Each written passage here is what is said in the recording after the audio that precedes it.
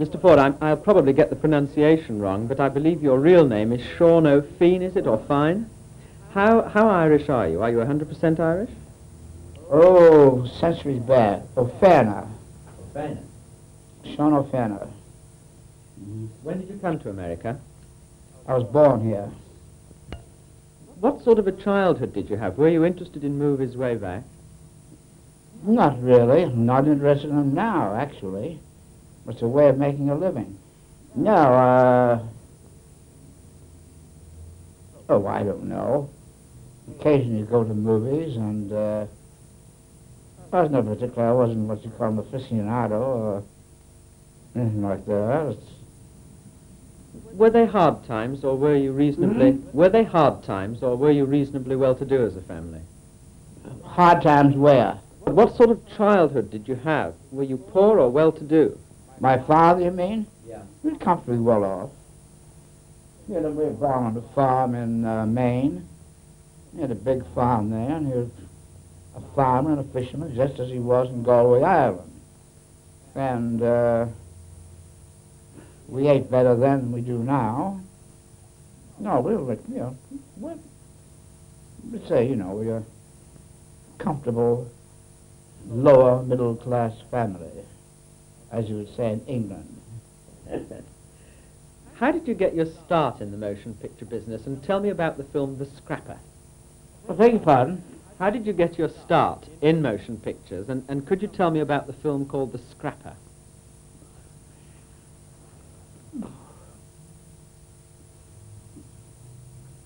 Well, I don't know. I think it was in 1919. It was after World War I know, and they had an actor named Harry Carey, who they were about to let go. His contract was running out in 4 weeks, but they wanted to do a picture, a couple of two-reelers with him, and so Carl Lemley, who liked me very much, at that time, I was an assistant director, suggested that I do these. So we went out and made a picture called, I think it was Three Godfathers. And they cut it and came out in 5 reels, and they showed it to him, and he said, that's very good, and let's release it. And they said, no, this is a 2-reeler. We can't release a Carey picture in 5 reels. This is a 2-reeler. And he said, well, if I go to a tailor for a suit of clothes, and he throws in an extra pair of pants, what do I do, throw the pants back? He said, that's a good picture. So it went out as a 5-reeler. Matter of fact, the picture did very, very well. And so we did another one, and they re-signed Carey. And then we had a change of management. I was getting $50 a week, so as a director they cut me to $35. I don't know why. And that was it. What was your other question? Well, can you tell me about the film called The Scrapper? I don't remember it. You played in it, and I have a review. I have a synopsis of the day. Can I read you the synopsis? I'd rather you wouldn't. If I'd like to remind you, please. It says... I remember vaguely. It was a stunt picture. Yeah. I used to double my brother in all his stunts. I was just fresh from a varsity football team, and I was in pretty good shape. And all the stunts, we looked very much alike. I doubled for them. And they wanted to make a very cheap picture.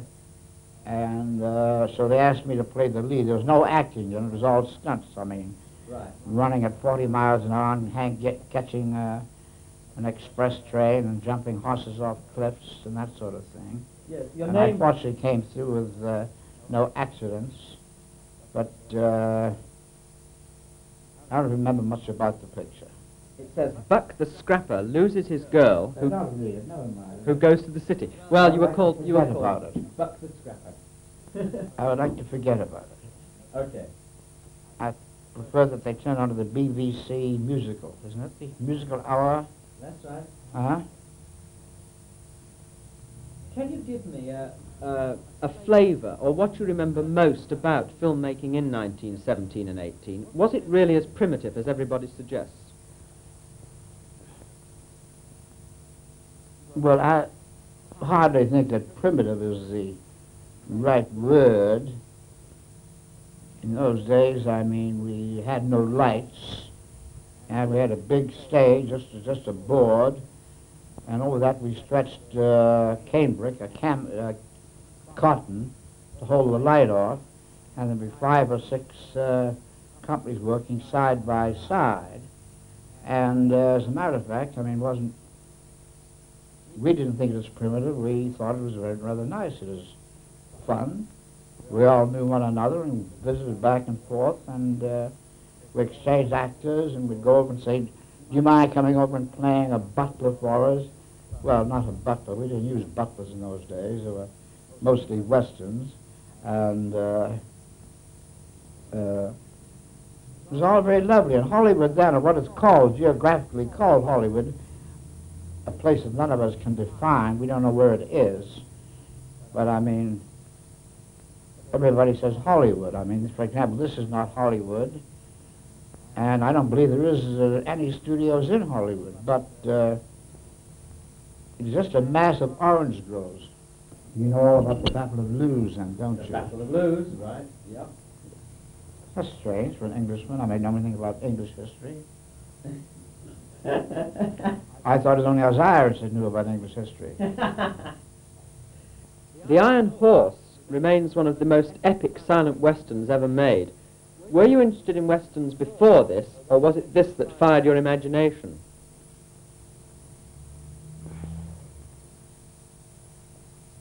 Well, when I left school, I went to college and I didn't like it. I looked at my curriculum,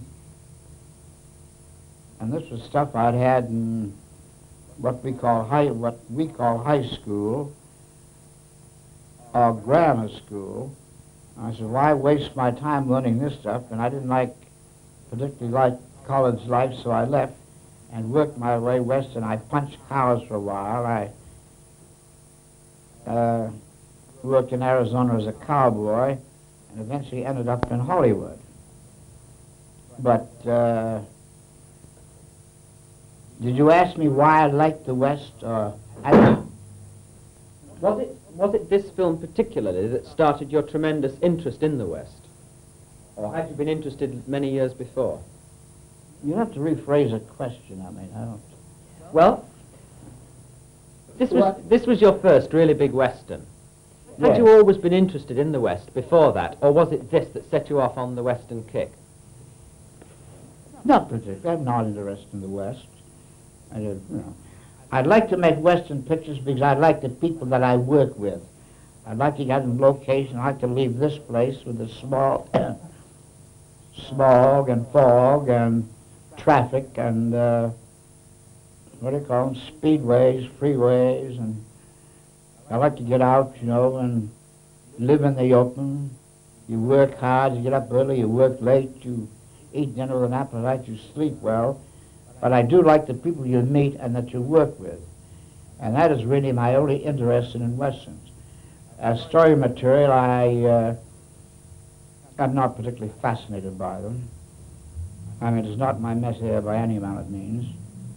None of my so-called better pictures are Westerns, and for some reason or other, I'm sort of described as a Western director. But I was born and brought up in the state of Maine, of Irish parentage. I think this is true because one of my favourite of your films is Prisoner of Shark Island, which is certainly not a Western, but it's a very interesting piece of Americana. What interested you in that particular story?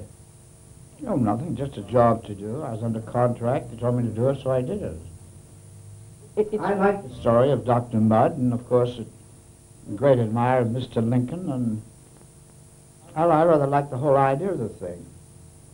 It's one of your more ignored movies. It doesn't crop up in a lot of the books about you, and yet I think it's a very fine film, and yet people talk endlessly about The Informer and Stagecoach. Does this amuse you or irritate you? About Shark Island? Yes, and some of your lesser-known films, which I think are just as good. Well, it doesn't annoy me. I've never read anything about myself. I don't read magazines or picture magazines or, I know in France, for example, I mean, they've written 5 or 6 books. The Dane's written a book. It wasn't supposed to be a big picture, it was just a B picture, and it was very interesting. We had a lot of fun. We were down in the desert. And we got up at 6 o'clock and started working at 7 because of the sun. From 11 on until 2 or 2:30, it'd be impossible to work out there in that heat. And I remember we had one of the first of the so-called producers was on this picture. He was a nice fellow, he was a good friend of mine, and I didn't mind him. But we had a very difficult shot as where the British cavalry was supposed to come into the rescue. And it was very hard. They had to ride way around, you know, so they wouldn't mark up the sand and get in a certain position. And finally got in position, and the commander of the troop was our expert, our technical expert, an ex-major in the Australian Light Horse. Or should I say Light Horse? And Australian Light Horse. And he was all set, and I gave him the thing to start to come on. And this airplane flew over their heads, and of course the horses scattered. And they finally landed this little satellite airfield we had, and this idiot producer got out with a big cigar and said, you know, and I said, well, you son of a, you know, and of course it spoiled the shot for that day, and we had to wait till the next day. So he said to me, Jack, I've been looking over your schedule, schedule, and he says, you start working at 7, and then you quit at 11, and start working from 2:30 till 3. He says, now look at those hours you're losing. Now if you work right on through, you'd finish 5 or 6 days ahead. And I said, Cliff, I said, you can't work in this heat. He says, it's wonderful, I love it. He says, this is great. He says, I mean, why? What the heat doesn't bother you? I'm enjoying it. The heat, you know, he said, I feel, you know, boom. I said, I'm sorry, I've got to line this shot up again that you spoiled, you know, see. And he wandered away, and we finally get the shot, and I says, where's Mr. So-and-so? I'd like to talk to him. He says, Mr. So-and-so? I said, yes, the so-called producer that flew in last night. And I said, we've just taken him to the hospital with a sunstroke. I'm afraid that I roared with laughter, with great glee. Oh, great story. Mr. Ford, the poor fellow, I never forget, he was the most woe-begone. I went out to the hospital, looked at him, he's pale and worn. He says, hello, Jack. So woe-begone, you know. Go ahead. In between making a lot of A pictures, you turned out scores and scores of what is termed, in England at any rate, B pictures. I don't know really what the phrase means, but anyway, that's what they call them. Was this bread and butter work, or were you all the while broadening your experience?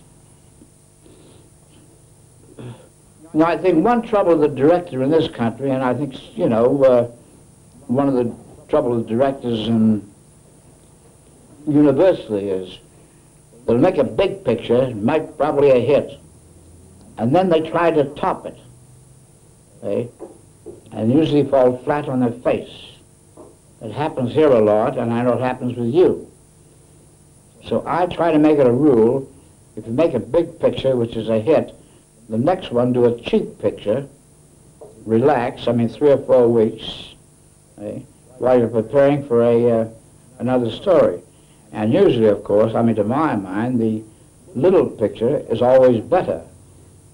See, my favorite picture, for example, is one you've never heard of, called The Sun Shines Bright. Have you? Great. Huh? Judge Billy Priest. Yeah. Beautiful. Beautiful. Well, that's my favorite picture. The Republic. That's right. Great. Well, we just made the Quiet Man, which is a big hit. So I wanted to change, you know, sort of just for do something else, and we did this, and I loved it. We had a lot of fun doing it, and so that's why. But some people keep on trying to top themselves. Well, you can't. Sure. You return again and again to the small-town American Southern scene with films like Judge Priest, Steamboat Round the Bend, The Sun Shines Bright. What is your particular fascination with the Southern scene? I don't know, instinct. I'm married to a Southerner. Matter of fact, there's a grandfather's flag, Confederate flag there. It's still one of the few things left over from the war between the states. Oh, I don't know. It just happens. I have no particular love for the South any more than I have for the West. I'm still a state of Maine. But you got it on the screen like no other director ever has. Well, I don't know. It's probably my instinct or luck, or whatever you wish to call it.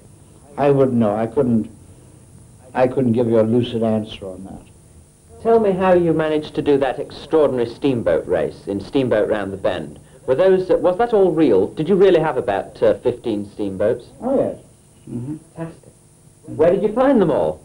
On the Sacramento River in California, Northern California. They were all up there. We just hired them and away they went. Though I'm sorry it brought up is they changed the company just about then. I had left a new producing organization came in to take over the company, and they cut the picture to pieces. They cut most of the comedy out. It was a very funny picture, but this fellow had no sense of humor, and all the comedy was cut out. And he tried to make a dramatic picture out of it, which it wasn't. It was comedy, pure and simple. I suspect that a lot of your scripts are very improvised, and I believe that one of the arch exponents of this was Will Rogers. Can you tell me about him? Well, you make a statement and ask a question. A lot of my scripts are improvised. Exactly what do you mean by that? That you start with basic material and then work around it. Well, I think any good director would do that. I mean, a script is a skeleton that you work on. If it's a good script, you do it, I mean, verbatim. But how often do you get a script that you can do verbatim? I mean, I remember once upon a time, I mean, the so-called producer and the writer was a very dear friend of mine. He says, "This is the greatest script I've ever written." He says, "Jack, I want you to promise me now that you'll do this word for word." I said, "I solemnly swear I will do it word for word." So I did this script, and did this picture. We only went 5 weeks over schedule.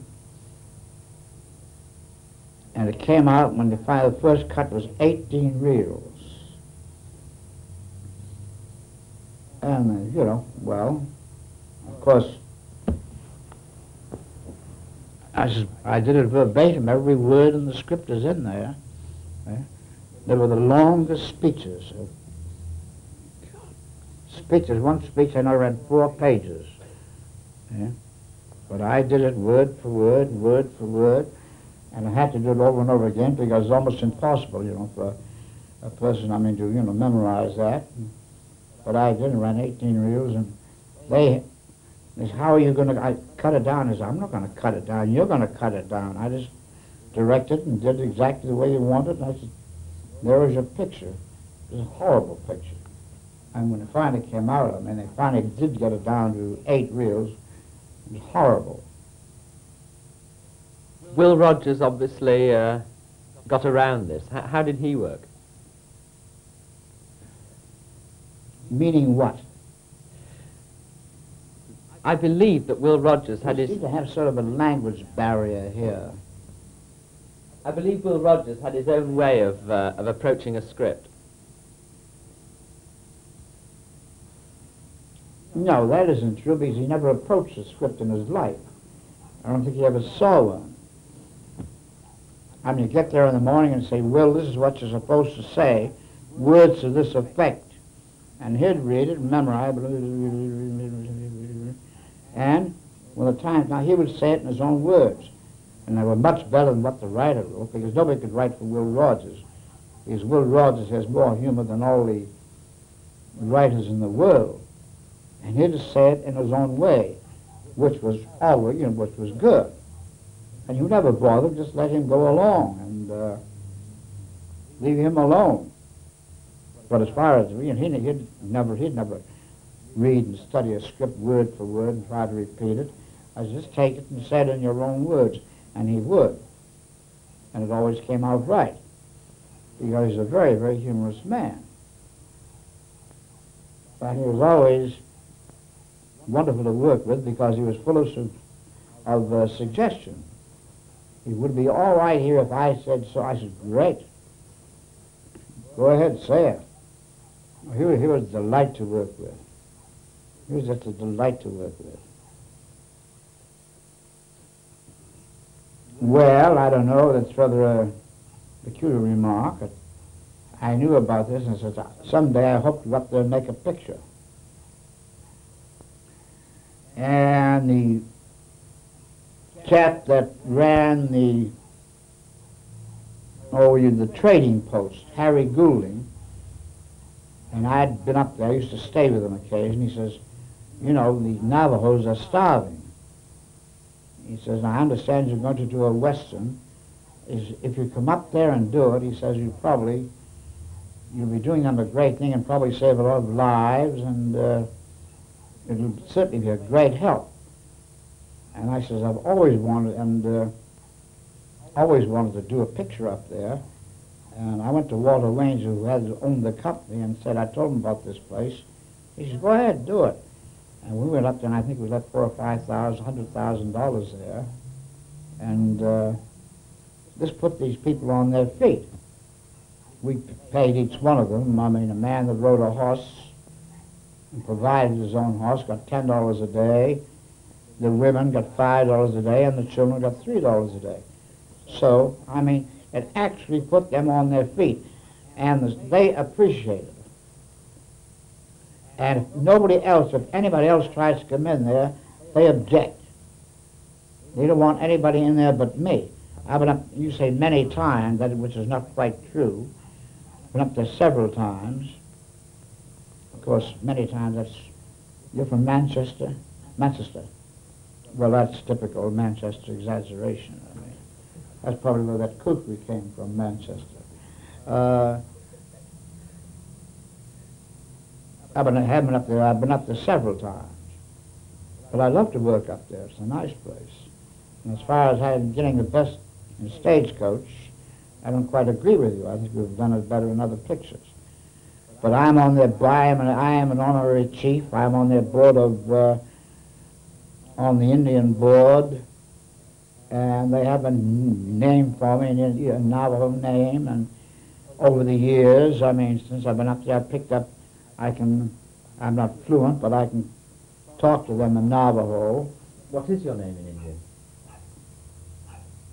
Well, it's one I don't like, Natani Nez, means tall soldier.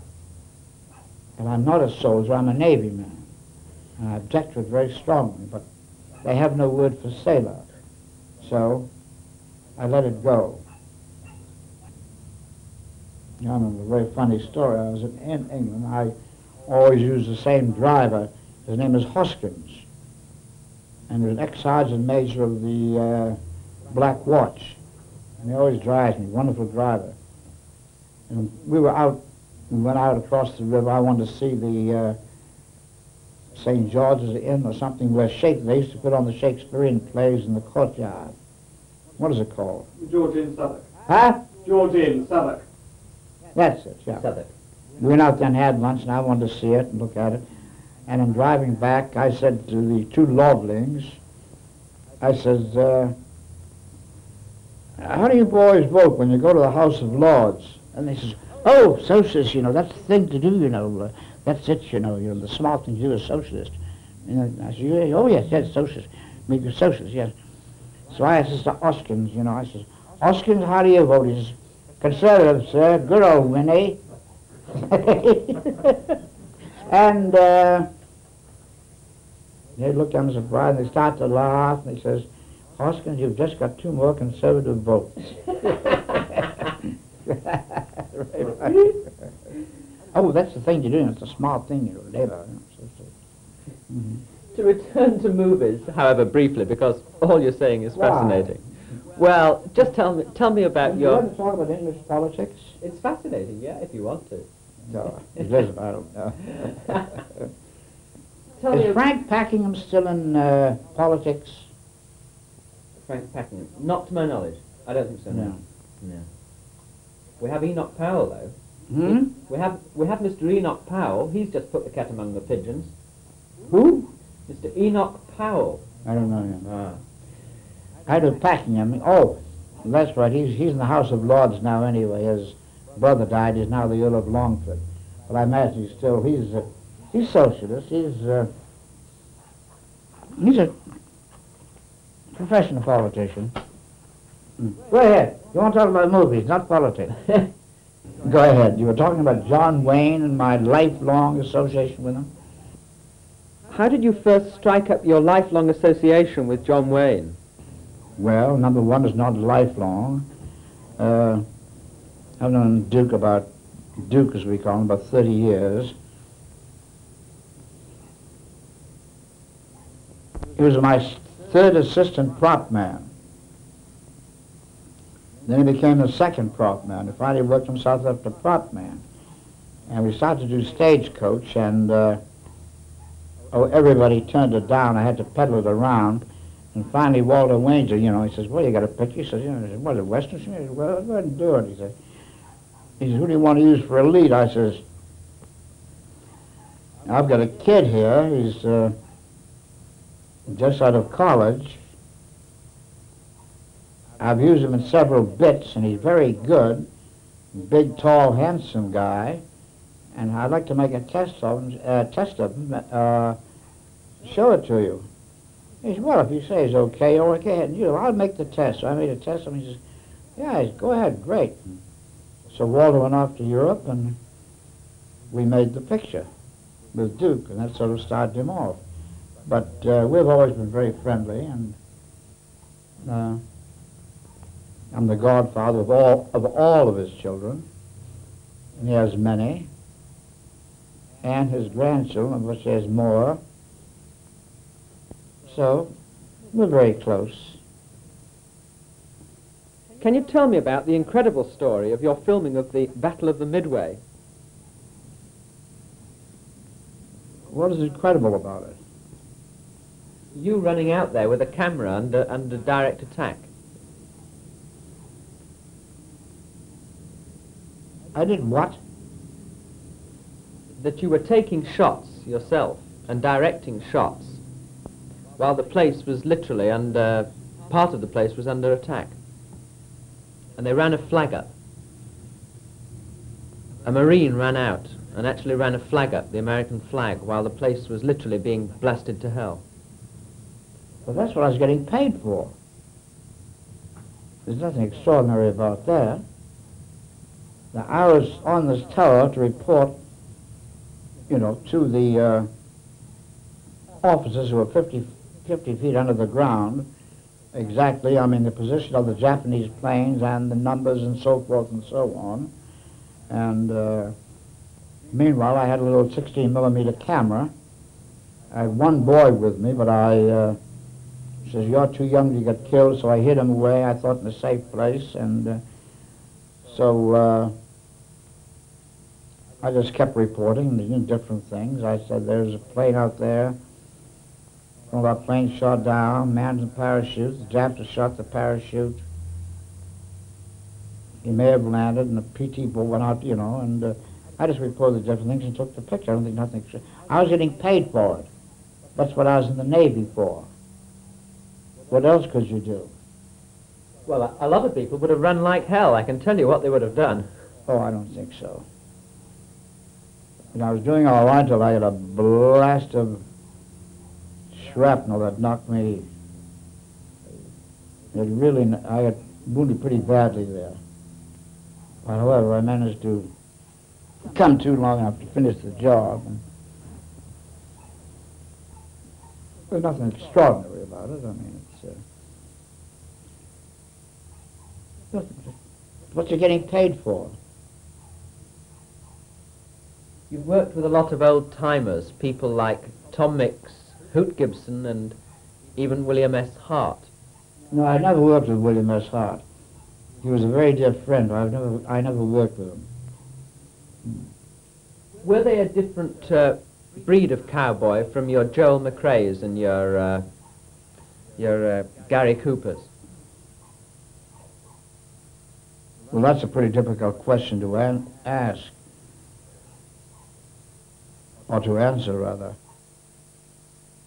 Well, I don't know. I never considered Joel McRae, a cowboy, and Gary Cooper's certainly not a cowboy, although he was born in Wyoming and probably brought up on a ranch. And Joel became a cowboy, in pictures.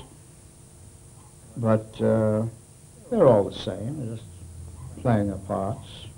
They're actors, and they're supposed to be versatile, and they were. But I couldn't make any differentiation between them. All I know, they're all nice people. Yet, do you see, though, the systematic destruction of the Indian, the Red Indian, as something inevitable or a blot on American history? Somebody translate that for me. What do you say? Do you think that the destruction... Where's that ex-sailor? What did he ask me? Do you think the killing of the Redskins, the extermination of the Redskins? Huh? What about, he was asking about the destruction of the Redskins. Do you see it as a blot on American history? Destruction of what? Of the Redskins, of the Indian. The American Indian. Do you see it as a blot on American history? Well, Cheyenne Autumn was just about the most eloquent, moving film I've ever seen on the subject of the poor goddamn Indian who was cheated out of all his land, his hunting ground. That's a political question. I don't think it has anything to do with pictures. All I could say was no comment. I don't know. I wasn't alive then. I had nothing to do with it.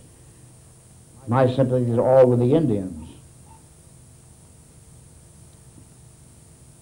Any more than the invasion of the Black and Tans into Ireland. Do you consider that a blot on English history? Do you remember that in 21? Well, being Irish, it's my prerogative to answer a question with a question. Do you consider that a blot on English history? I think some historians would, as I think some historians would regard the systematic destruction of the Indian as something terrible. No, I'm not talking about the Indians, I'm talking about the Black and Tans.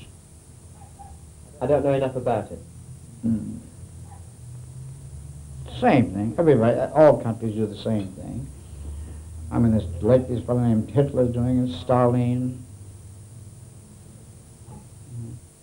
Genocide seems to be a commonplace thing in our lives.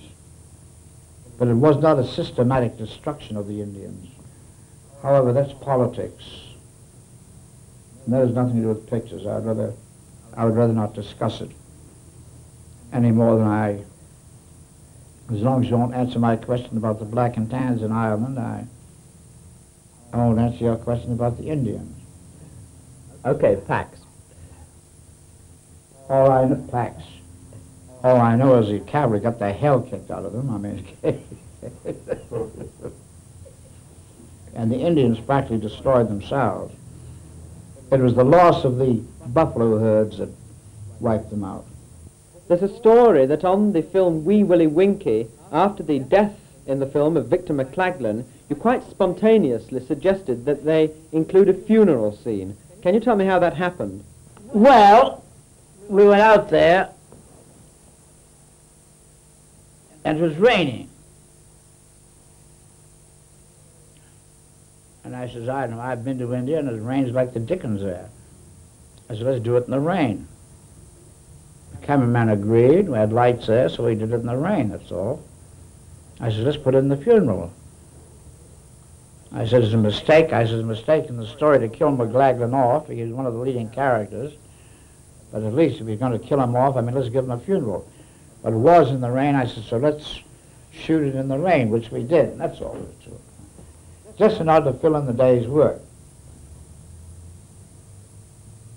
It amazes me, though, that you can work so spontaneously. How did you organize it? How did I what? Organize it. It looks like a sequence that would have taken a week to shoot, and instead you tell me you did it in a day. Oh, no, we didn't do it in a day. Nothing of the sort. We did it in about an hour and a quarter. Let's put it down to Irish instinct. Okay.